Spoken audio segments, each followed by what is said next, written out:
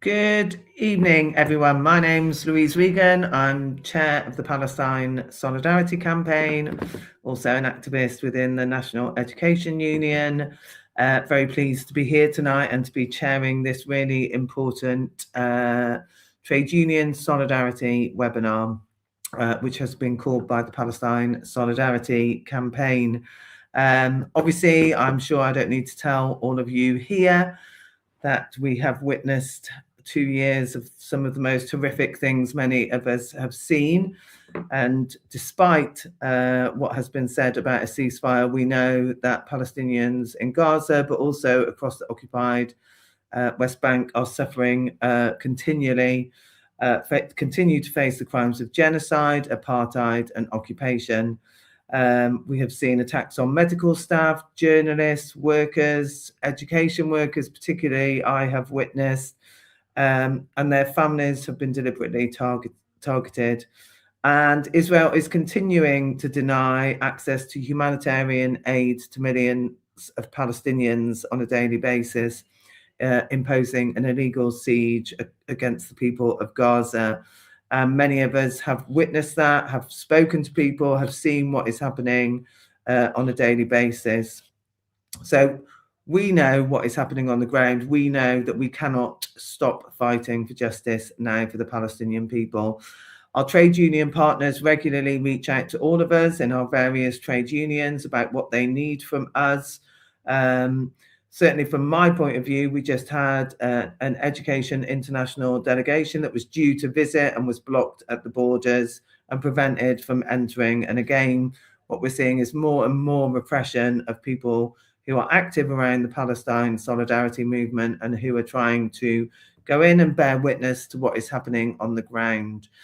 So we have an absolutely fantastic lineup of speakers tonight, speakers from Palestine, but also speakers from the trade union movement here, and also people who are staff members within PSC who are actively involved in building our trade union work, because we know that what we do within our trade unions, what we do on the streets and what we do on a daily basis is more important now than ever. So I will introduce our speakers as I bring them in. So our first speaker, I'm very pleased to announce, is Samia Al-Botmeh. She's a Palestinian academic at the Economics Department at Birzeit University. She's also a boycott, divestment and sanctions activist, and was very involved in the setting up of the BDS movement. We're really, really pleased to be joined by you, Samia. She's going to give us an update on the current situation, but also I hope talk about things that practically we can be doing to support what is happening. You're welcome, Samia. Thank you, Louise. Good evening, everyone. As Louise has already noted, Israel's colonialism has never been as extreme or violent or vicious. In the Gaza Strip, we see it through the ongoing genocide, and it's important to actually note that it is ongoing despite the so-called ceasefire.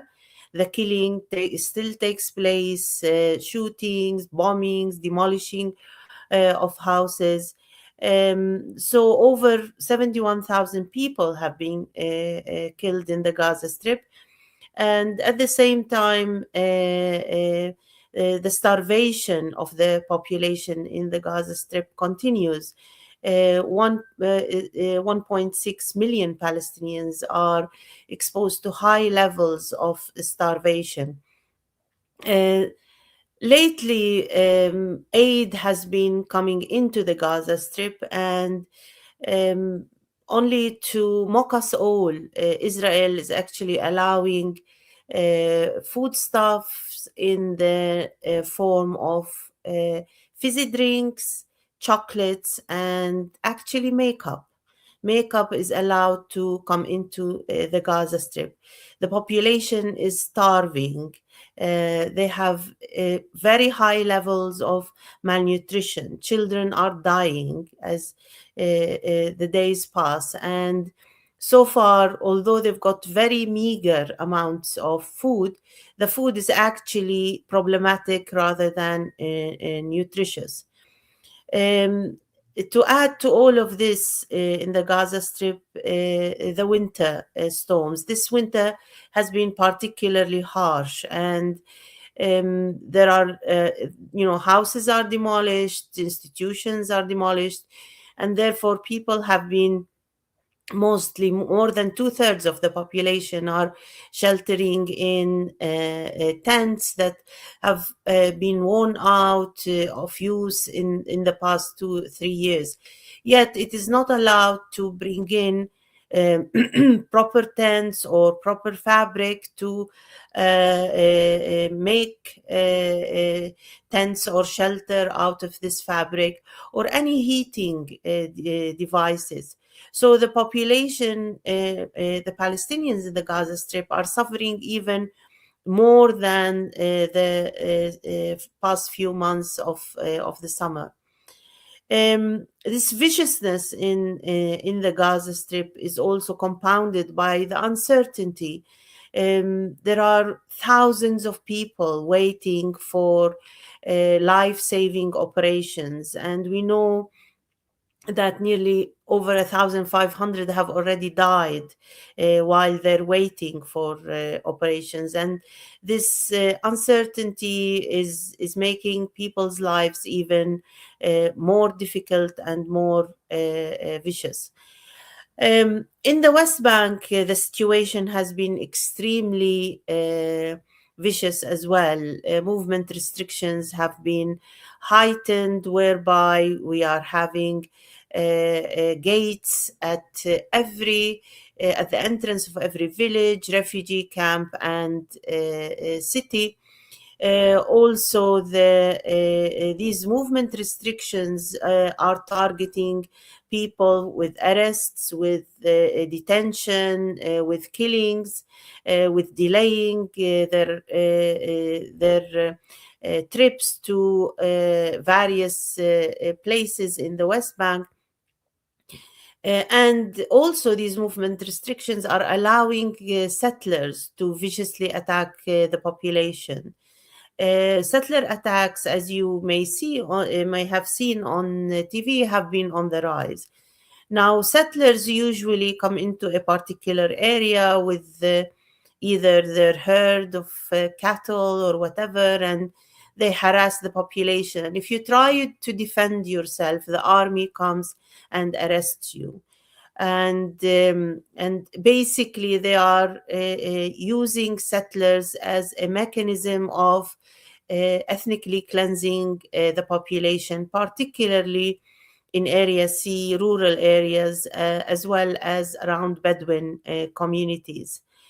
In addition to these policies that have been targeting the population, demolitions have been on the rise. Demolitions not only of homes and buildings, but also of structures, structures like farms, like factories, structures that people utilize to live off.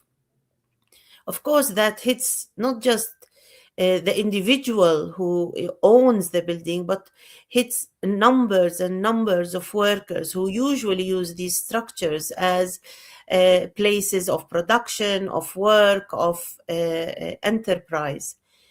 The fact that all these policies have been heightened in the West Bank makes the living conditions of the population nearly impossible.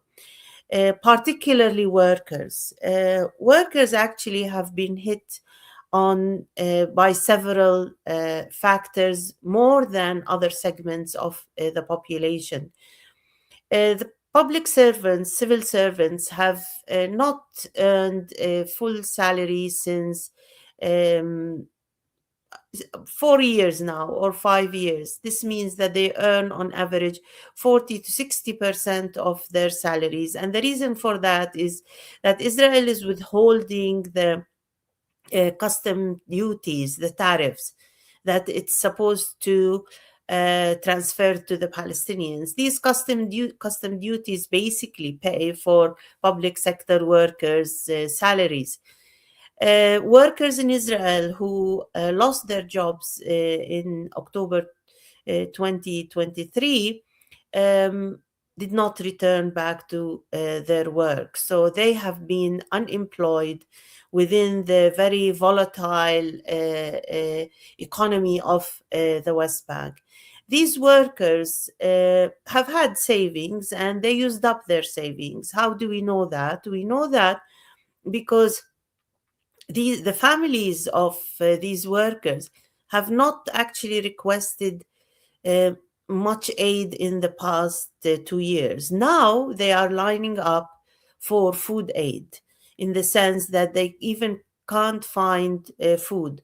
So this segment of the population have also become highly impoverished.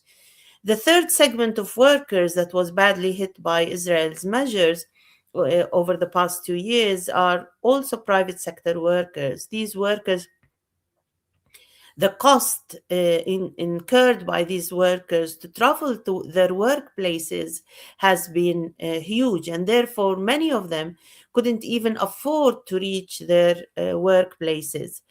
So the situation of workers and employment within the West Bank has been deteriorating and unemployment rates rising.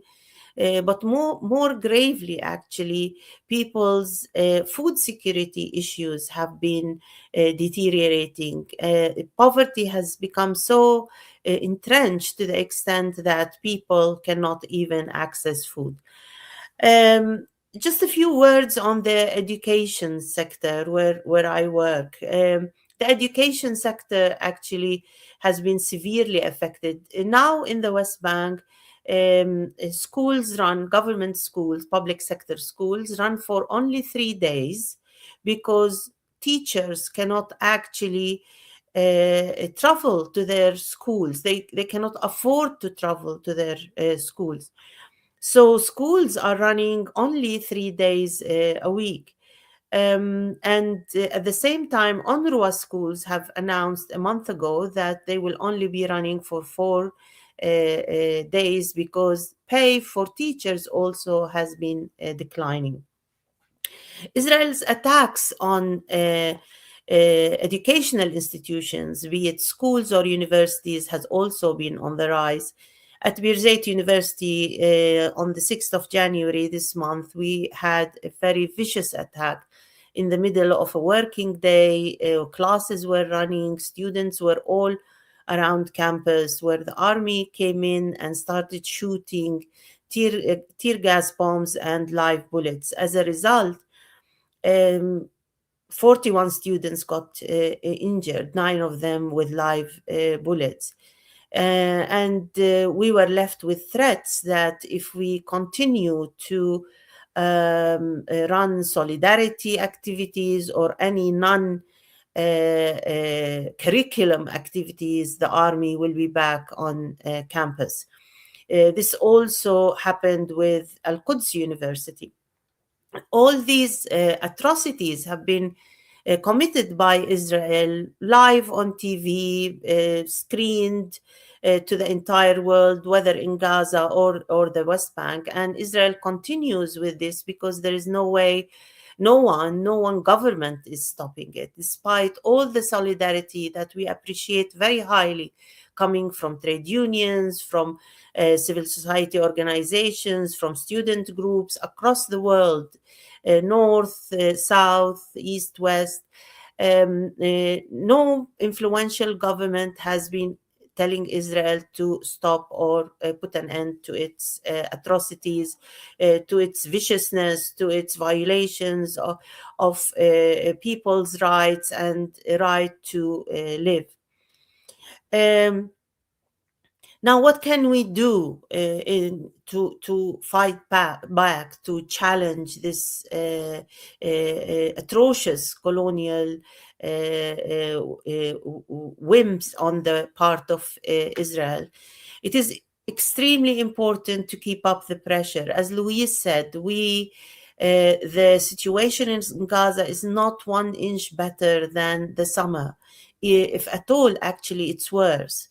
The situation in the West Bank has been much, much worse and deteriorating, and therefore we have to keep up the pressure. We have to keep on voicing our protest at what's happening in Palestine, to pressure the government, the British government, to have a stance that allies with international law as it is supposed to perform. So it is important to keep up BDS. BDS is a highly influential tool in pressuring Israel, in stopping Israel's atrocities. And therefore, my message to you this evening is keep up the pressure and continue not just demonstrating, but articulating different forms of boycotting and divesting and applying forms of sanctions on Israel, and pushing governments to actually get to that point of sanctioning Israel to stop its atrocities. The Palestinian case, it's really the test for our collective consciousness, and we cannot fail on it, because if we fail on it, we actually have failed our humanity.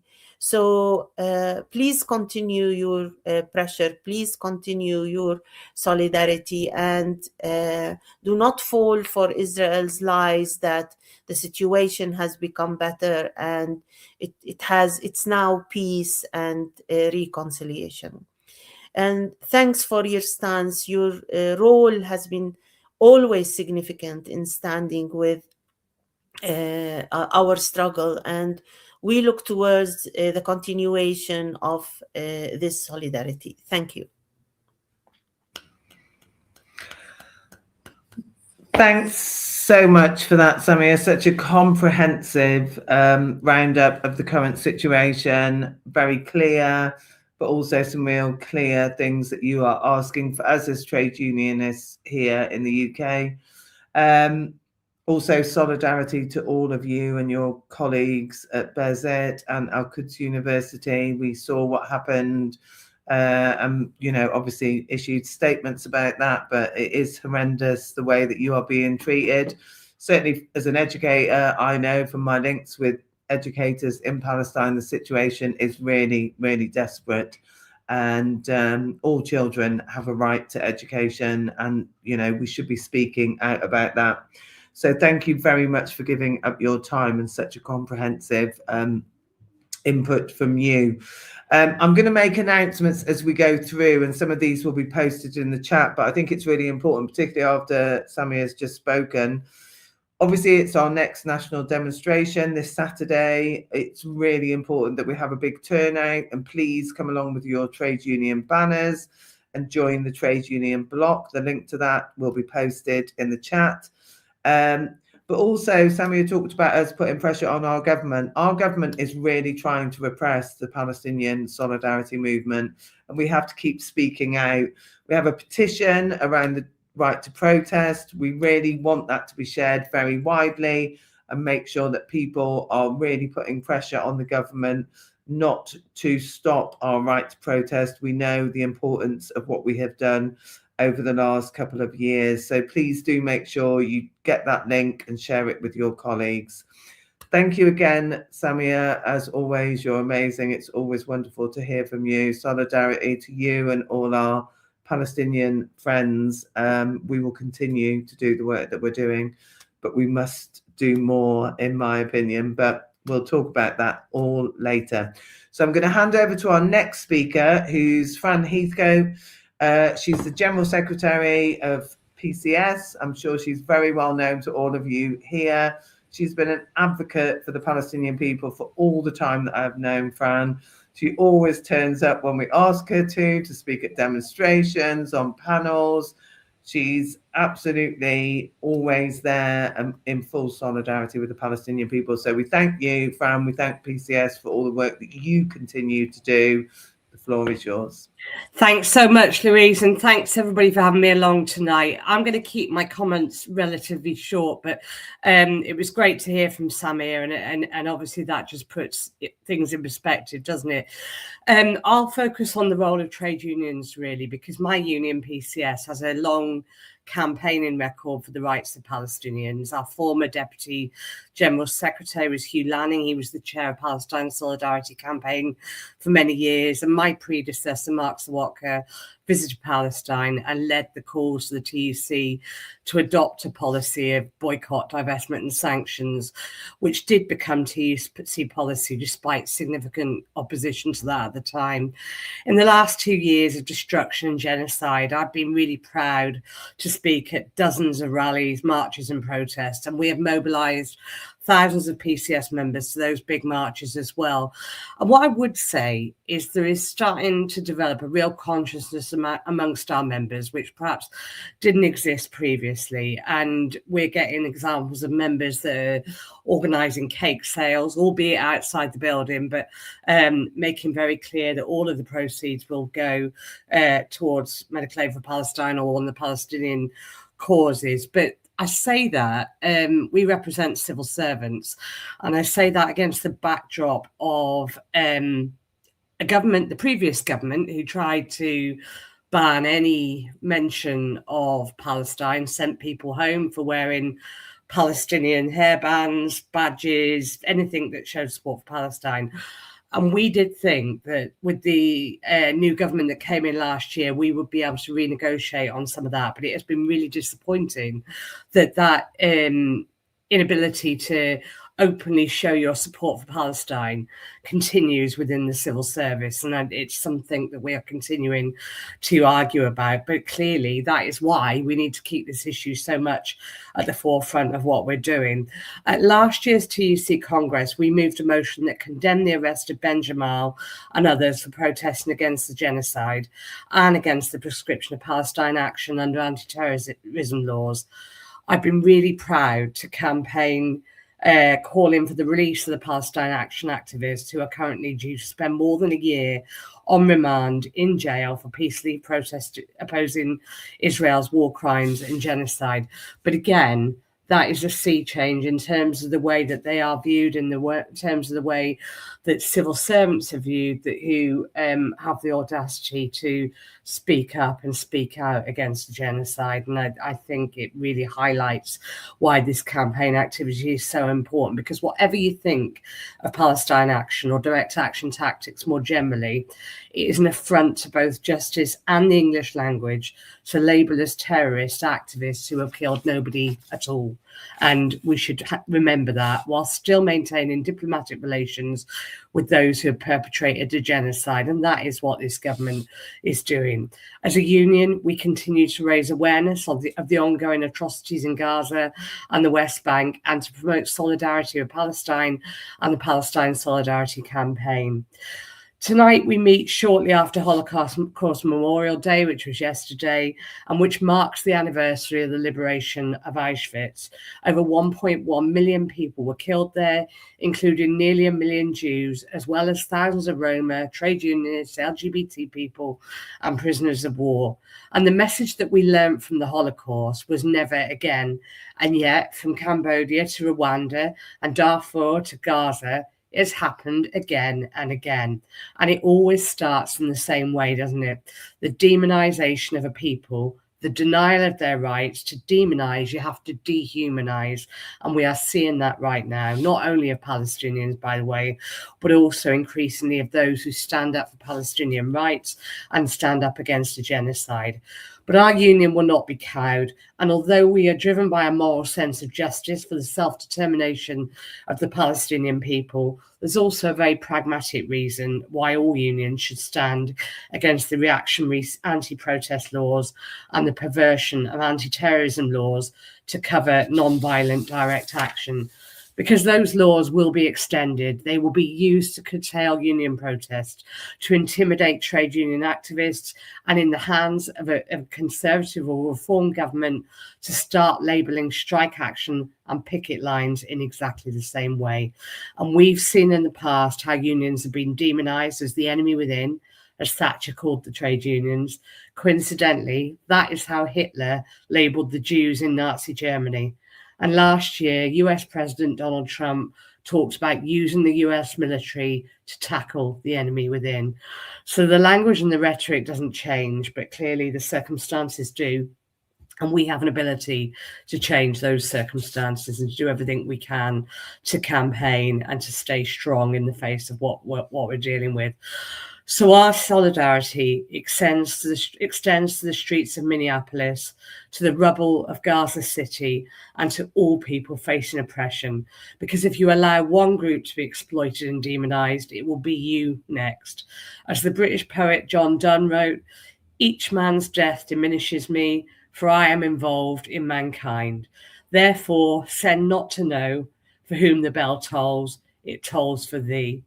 That simple poem is all about solidarity. It tells us a very simple truth that we know as socialists, trade unionists, and as internationalists: an injury to one is an injury to all. Thank you so much for listening. My absolute solidarity, and let's keep standing together. See you on the streets. Thank you. Thanks so much, Fran. As always, very clear. And I know that PCS has always been a very strong defender of the Palestinian rights. And I know with you as the General Secretary, that is only going to continue. And we thank you for all your support for the Palestine Solidarity Campaign, but also more importantly, for freedom for the Palestinian people. And just as I said, I'm going to keep making little announcements. So before I bring on our next speaker, you know, Fran and PCS are very proud members at a national level of Palestine Solidarity Campaign, but I know many of their members will also be members. If you're not a member, please join the Palestine Solidarity Campaign.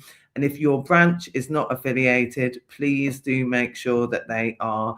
It's really, really important. Palestine Solidarity Campaign has grown massively over the last 2 years. And I would not have wanted it to grow in the circumstances for the Palestinian people. I'm very glad it has grown to be such a huge, massive organising force. But I just wish it hadn't had to be at the cost of the Palestinian people in the way that it has. But we do want our movement to keep growing, because there are huge attacks on us. The more we collectivise, the more we organise together, the more that we can achieve. So please do make sure you're joined, you're affiliated, and you raise this within your trade union if they're not already taking this up. So thanks again, Fran, for giving up your time. I know how busy you are, but we really appreciate your time. Our next speaker is Jess Barnard. She's a very well-known activist in this movement. I'm sure many of you will know her from many things that she has been involved in, but today she is here speaking to us as our PSC trade union organizer. She's a great staff member. We're really glad that you can be here and speak to us, Jess. So I'm handing to you. Thanks, Louise. Yeah, thank you everybody for joining us this evening. I'm going to be talking a little bit about the new workplace organising toolkit we've created, and some steps around organising within your workplace or with your trade union. Now, a reminder, the next Workplace Day of Action for Palestine, you've hopefully seen, but it's on the 12th of February, so that's a Thursday, in a couple of weeks' time. So please, before we go any further, make sure you've got that date in your diaries, and we've set up a form so you can let us know that you're going to be taking action in your workplace, and we'll pop that in the chat very shortly. But please make sure you fill that form out. Let us know that you plan to be taking action, because it helps us to support you, give you any support that you might need, and to connect workers who might be taking action together as well. I'm going to share my screen now, so hopefully you can see the toolkit as we go. There we go. I think that's working now. And I'm going to just talk us through some of the elements of the toolkit and how you can use it. So as with all workplace organising, we really strongly recommend that you are a member of a trade union and that you work with your trade union to plan workplace actions in solidarity with Palestine. this toolkit, it's a practical organising guide. So it's important to say this isn't a comprehensive guide on everything you can do, or all campaigning, or all industrial action, but it's quite a good place to start if you are perhaps new to organising on Palestine in the workplace, or you want to explore some new tactics, or think about how you can build on your existing workplace campaign. You don't need to kind of use everything that's in the toolkit. It's really designed to be adapted for your workplace or your union and your own scenarios. So please do bear that in mind when you're going through it and thinking about how you can change it to best fit your workplace. And this is all about obviously building collective power rather than sort of individual actions. And I think that's important that we touch on, because obviously with workplace organising, especially on Palestine, we know there can be a number of hostile employers. So obviously standing together in the workplace as part of a collective is the biggest strength and the biggest tool we have. Just to say, tomorrow we will be hosting a drop-in session. So if anyone would like to come and chat through plans for their workplace day of action, that'll be running tomorrow from midday to 6 p.m. So if you fill out that form to let us know that you plan to take action, you'll be sent a link to join that. If you can't make it tomorrow, please don't worry. Do just get in touch directly. And we have been a bit inundated with requests, but we will come back to you with any support we can give around your workplace day of action. So let's take a look at the guide. So one of the areas we touch on is why Palestine is a workplace and union issue. And this is important when we're thinking about how we talk about this to our colleagues who perhaps maybe haven't campaigned on Palestine before, or might not know why this is a workplace issue. So obviously it's important that we articulate that trade unions exist to fight exploitation and oppression and injustice, but those issues, they don't end once we leave the shop floor. And solidarity, as solidarity activists, we need to organise to answer the call from Palestinian civil society for boycotts, divestments and sanctions. Now, obviously, we know that many workplaces and British institutions are complicit in the genocide and in the crimes of apartheid being committed by Israel. And so it's obviously the job of us as trade unionists and as workers to answer that call. And we're better than in the workplace, where we can organise collectively with that trade union power. So how to use this toolkit, I've touched on this a little bit already, but something to think about is obviously it's not a one size fits all. So do please edit, change, use for inspiration. Lots of these have been taken from real examples that have been used elsewhere. But just remember, the demand that you might have within a university, for example, would be very different to the demand in a cinema. So your campaign should reflect the different environments that we're organising in. But the general headlines for this piece of work is try and start where people are. Remember that not everybody will be as confident or as ready, I guess, to take big workplace actions.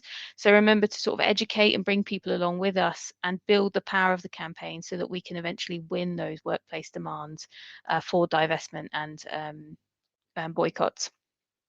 Also to think long term. So obviously, there are lots of different things you can do, and things like motions are really important, and statements obviously have a role to play, but those are tactics in a wider campaign. So we want to think about how we can build campaigns that sustain pressure, so we can encourage people to think about where do we need to start to meet people where they are, but what do we need to do to build up to a winning campaign over time.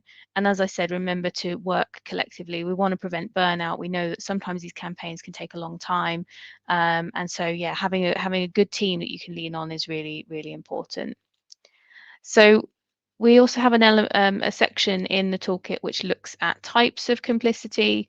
So one of the first things you want to think about is how is your workplace complicit? Now, sometimes it's very obvious, sometimes it's less obvious, but working through some of these examples will hopefully help you to identify if there are any specific targets that you need to be thinking about in your workplace. So whether that's investments through pensions, that could be through procurement and contracts, there could be through institutional partnerships, and potentially through the cultural sector, so supporting and attending Israeli arts events, but it also could mean silencing support for Palestine in the workplace and targeting and unfairly targeting pro-Palestine voices. So do have a look at those examples and have a think about if any of those are applicable to your workplace and how that might impact a campaign that you would build.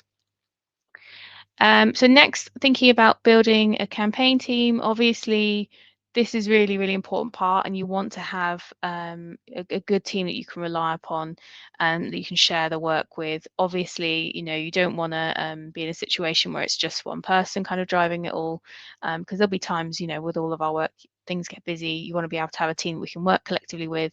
So think about who you can bring on board, who you can speak to, and what kinds of skills you might need. So some people might be more confident speaking in meetings, but other people might be more keen on writing and developing graphics or posters or motions to promote your campaign. So have a think about all the different skills you might need, and start to recruit people.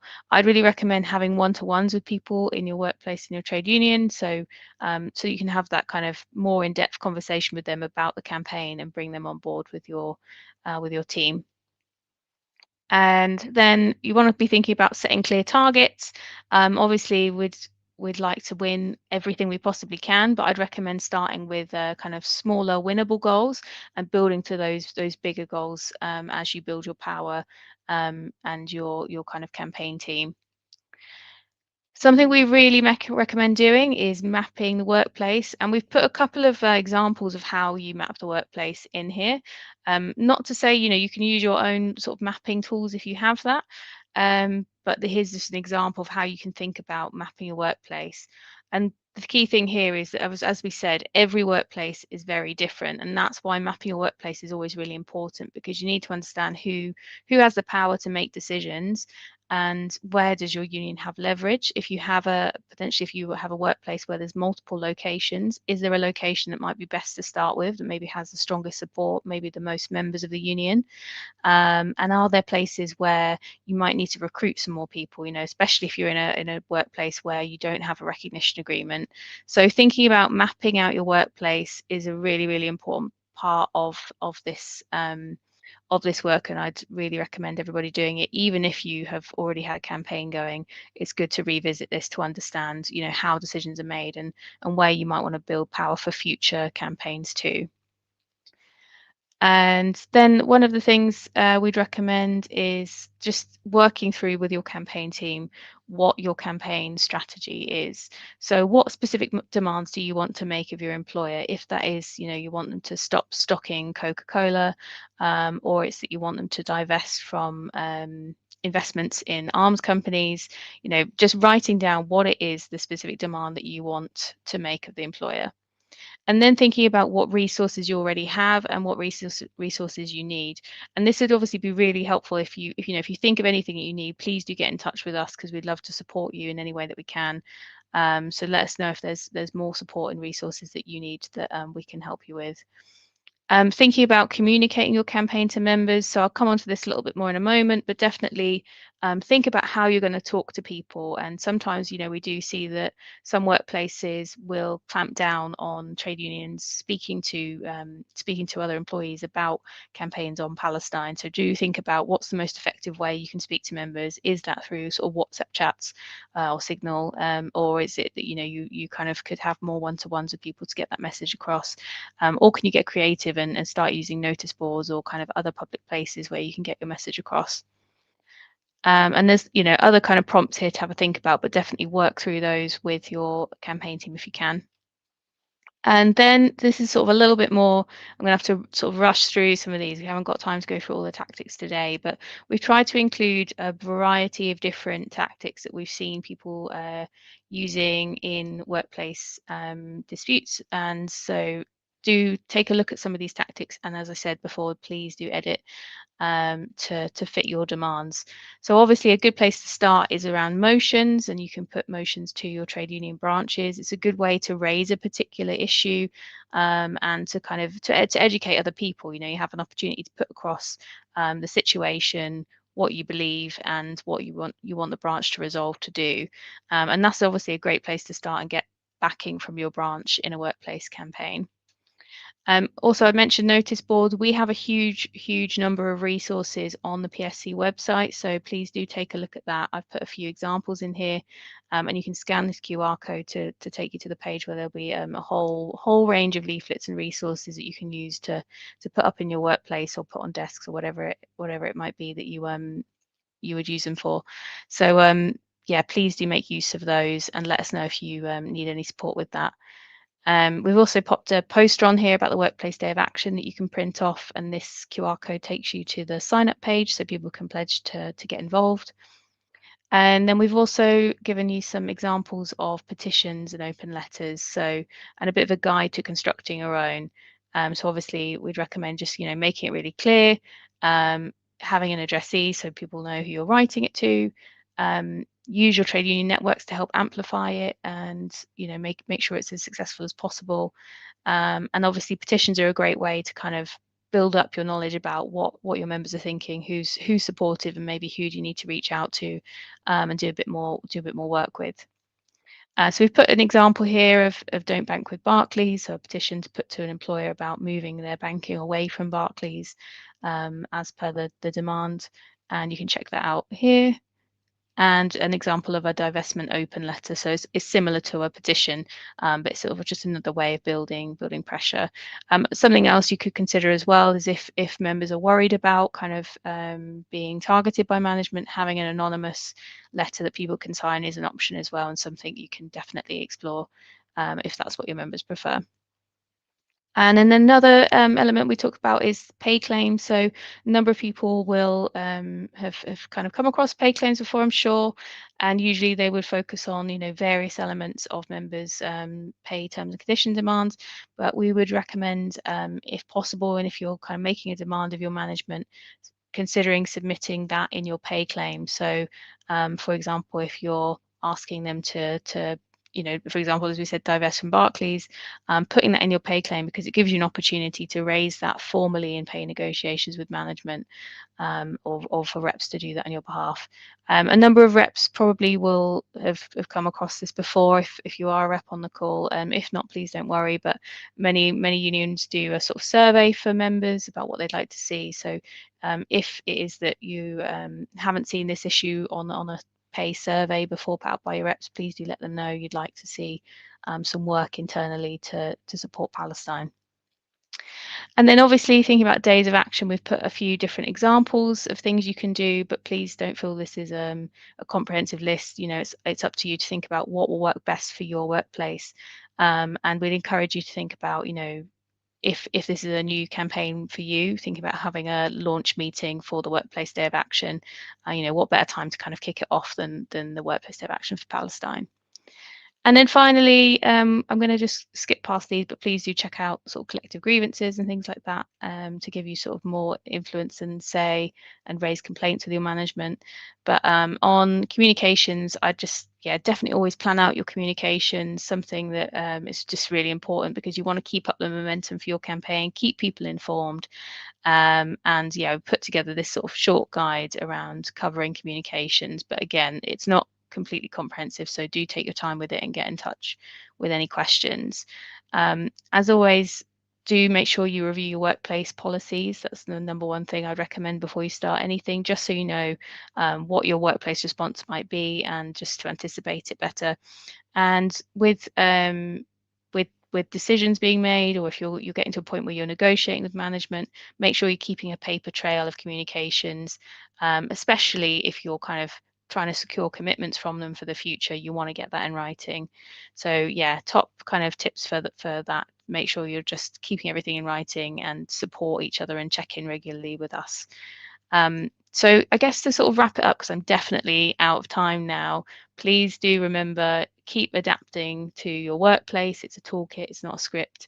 And we are going to hear a little bit more about a workplace campaign in action from Nick in a moment. I'm just going to stop sharing while I kind of wrap up this bit. But do remember to celebrate any boycott and divestment campaign wins, and please let us know how you're getting on, and if you need any more support, as always, do reach out to us, obviously also to your trade union officials if you're in contact with them, and if you're not, please do get in touch and we will do our best to support you with that. But remember, there is absolutely no action that's too small. This is about building a movement collectively to end British complicity and push back against attempts to silence support for Palestine, whether that's in the workplace or on our right to protest outside of work. So please do get registered to take action on the 12th of February. download the toolkit, and we'll be sending out another copy to anyone that registers tonight. And please do, start getting organised in your workplace and reach out with any questions or for any support that you need. And solidarity, everybody. Thanks so much, Jess. Very comprehensive explanation there of the toolkit. It's an excellent toolkit. So if you haven't read it, I would encourage all of you to have a look at that. And obviously, Jess has given some advice there in terms of what you can do. It's not prescriptive. You use it in the way you want to use it. But do make sure that you sort of link up with people that are like-minded when you're organising these events and build that sort of capacity within your workplaces. So I would encourage all of you to take part in the Workplace Day of Action on the 12th of Feb. Make sure you register that. But obviously, Jess has said there's an event tomorrow to support people with that. But if you can't attend that, do get in touch with the staff team. They're there to help you. They want this to be, a really important and effective day of action. But also there is a massive pushback on our movement.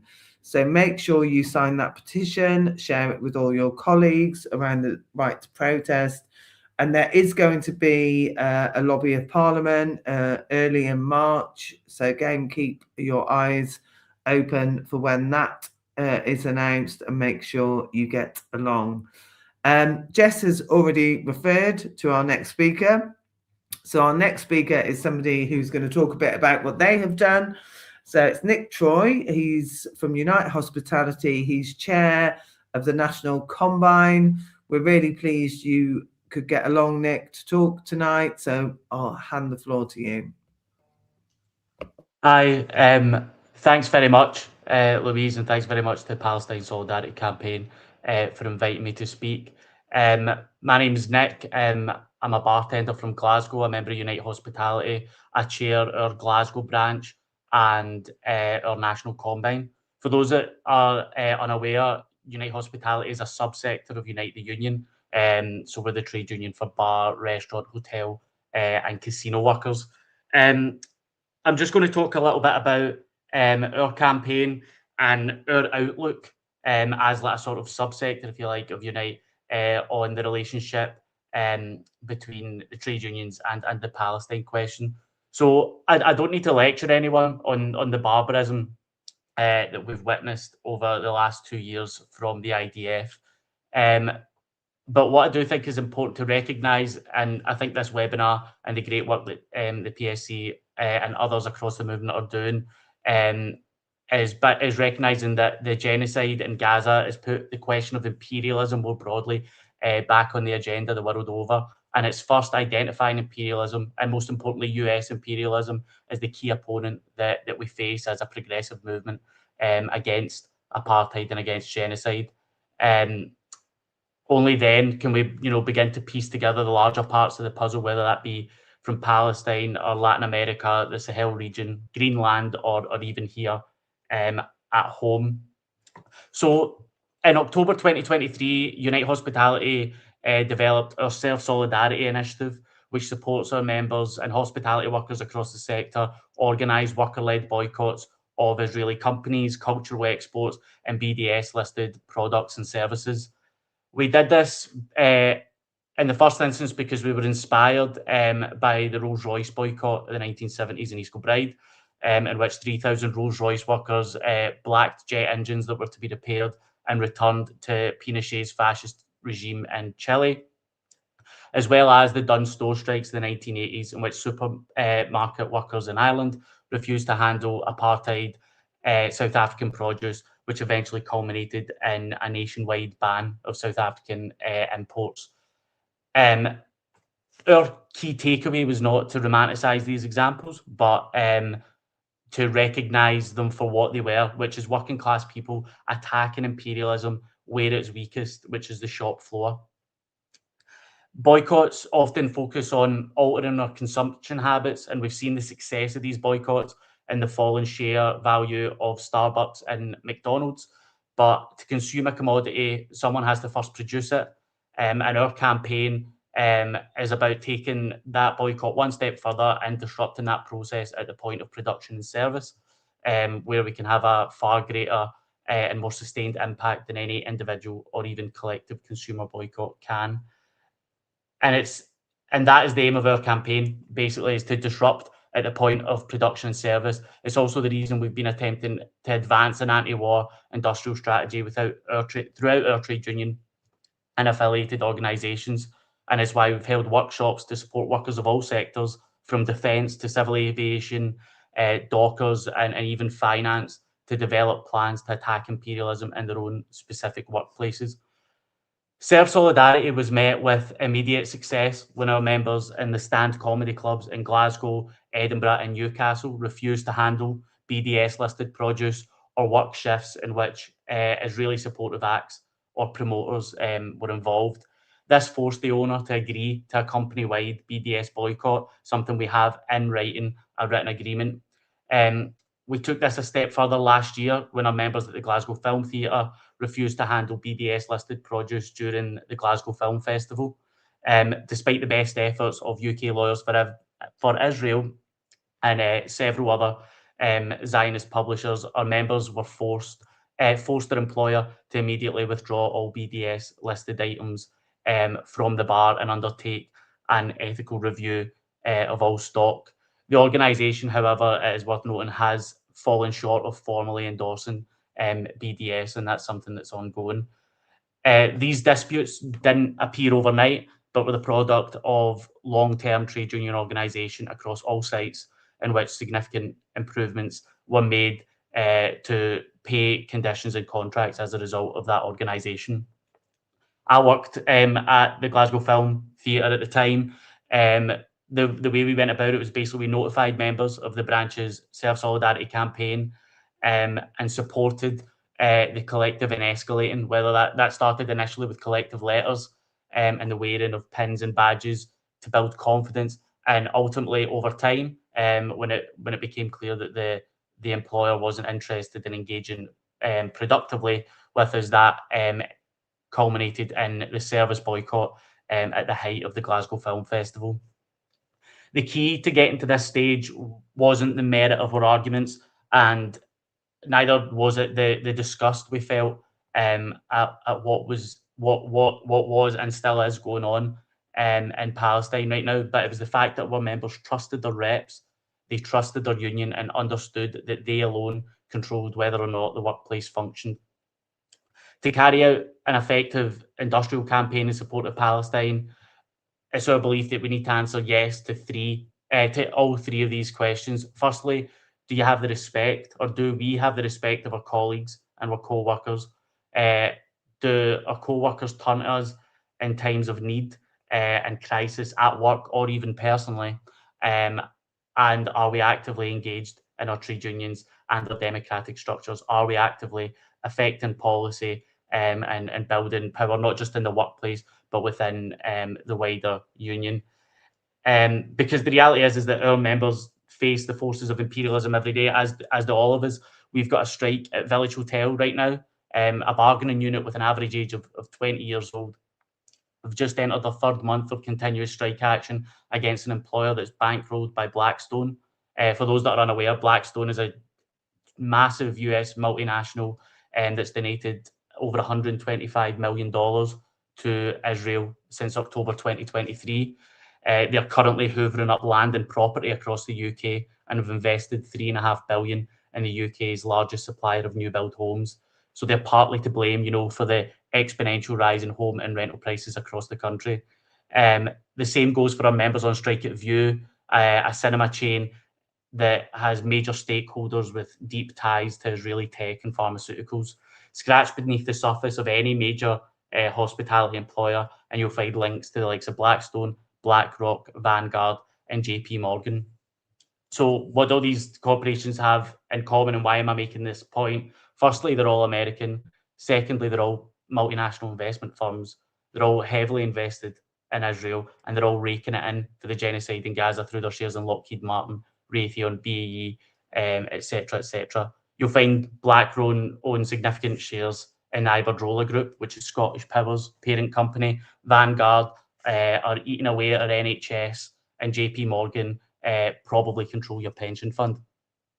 And it's this very decline of the imperialist system and the repeated loss of markets and resources to the emerging global south that's in its death throes in Palestine right now, and we're seeing lashing out across Latin America and Northern Europe. The point here is that we have to stop viewing our opponent, at least the view of Unite Hospitality is we have to stop viewing our opponent in the fight against Israel as separate from our day-to-day or the quote-unquote bread and butter issues that our trade unions organise around.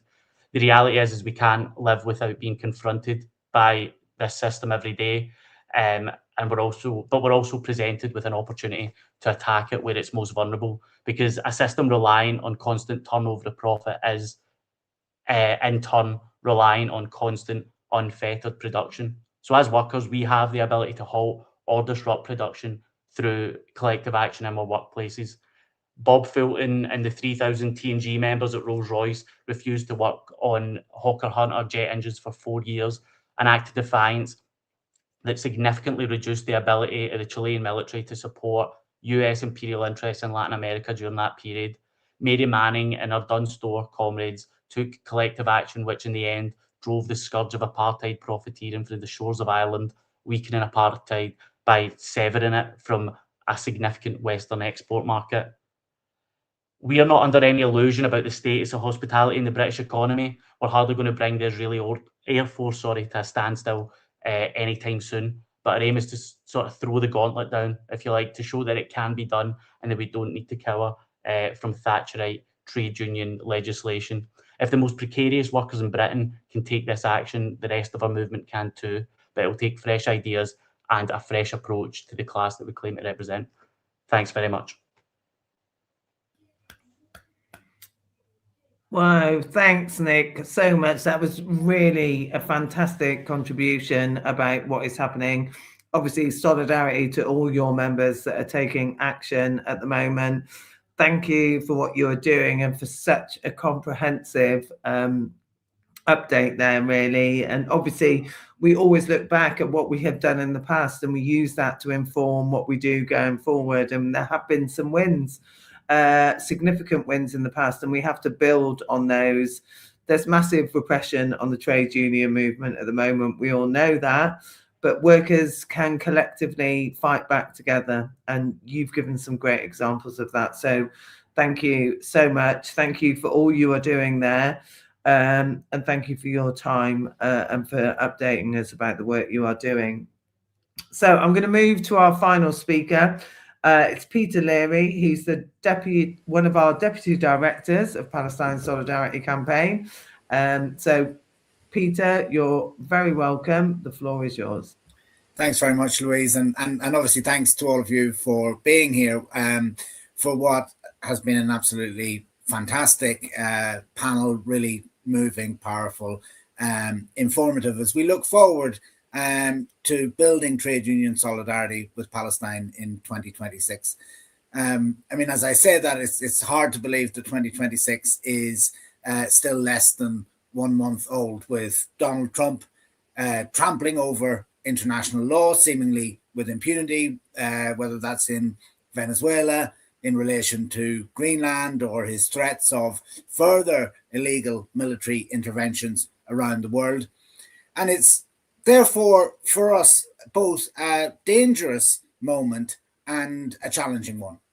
A moment when, despite the desperate situation that Palestinians continue to face, both the government and much of the media would like us to move on, to shift our focus onto something else, and to slam the door on the movement that we have built over the past 2.5 years. And we must not allow that to happen. We must not allow it to happen, because we owe it to the Palestinian people to stand in solidarity with them as they continue to confront these horrors and in their decades-long struggle against oppression, dispossession, apartheid, and now against genocide that, as others have said, continues, the so-called ceasefire notwithstanding. And we must not allow it to happen, because what we are seeing now on a global scale is what it means to live in a world of impunity, where international law can be jettisoned, where truth no longer matters, but where lies aren't even needed because crimes that were once hidden or covered up are boasted about openly, photographed, documented, live streamed to our phones. So Palestine remains the defining issue of our time because what is at stake are two very different visions of the world. Nowhere has this been more evident than in the grotesque announcements regarding the arrangements for Trump's so-called Board of Peace for the future governance of Gaza and supposedly reconstruction, in reality to further entrench colonial control, a body that will be chaired by Trump himself, apparently for life, and an executive stacked full with his associates and cronies, family members, golfing buddies, and of course, Tony Blair. And while Trump dreams of using Gaza as a starting point, as a testing ground for his plans to replace the United Nations, the situation for Palestinians remains dire, as Samia has described. In Gaza, people will have seen the distressing images in recent weeks of Palestinians desperately sheltering in tents from the wind and rain of winter. And what is Israel's response? Renewed attacks, including just last night, killing at least 4 in Gaza City, and continuing to restrict and deny adequate aid, including banning dozens of international aid organizations. In the West Bank, ethnic cleansing is intensifying, with further attacks also last night by Israel, with 1 Palestinian killed and dozens more arrested, adding to the 9,000 Palestinian political prisoners, including 350 children, who are currently held by Israel and subject to torture and abuse. So please do use the link that's in the chat to write to the Foreign Secretary to demand their release. And I think that we are right, therefore, to characterize all of this as the continuation of genocide, the imposition of conditions of life that are calculated to bring about the destruction of the Palestinian people in whole or in part, including by dismantling the health and other infrastructure that sustains life itself. So on the ground in Palestine and in the international arena, both Israel and Trump are trying to use this moment to impose a new and frightful reality, and we cannot allow that to happen. So we will be marching again on this coming Saturday on the 31st of January. Join us if you possibly can at 12 noon in Russell Square. We need to show that we remain strong, we remain in the streets, and we will continue to press our demands. Because the paradox of this moment is that the global movement in solidarity with the Palestinian people and their rights is stronger than it has ever been before. We need to build our solidarity across every part of society, and workers and trade unions have a vital role to play in that. Israel, as others have said, is able to do what it does because of the support it receives from Western governments, companies, and institutions. It's down to us to end that complicity.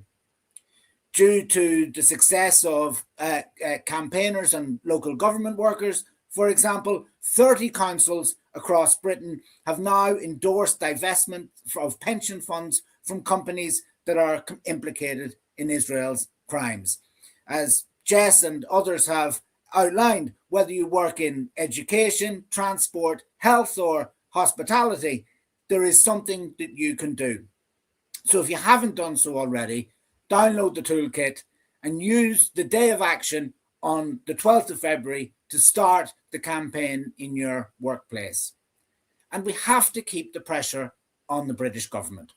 Faced with growing public outrage at its ongoing support for Israel's atrocities, the government has chosen to crack down on our right to protest and to express our support for Palestinian rights.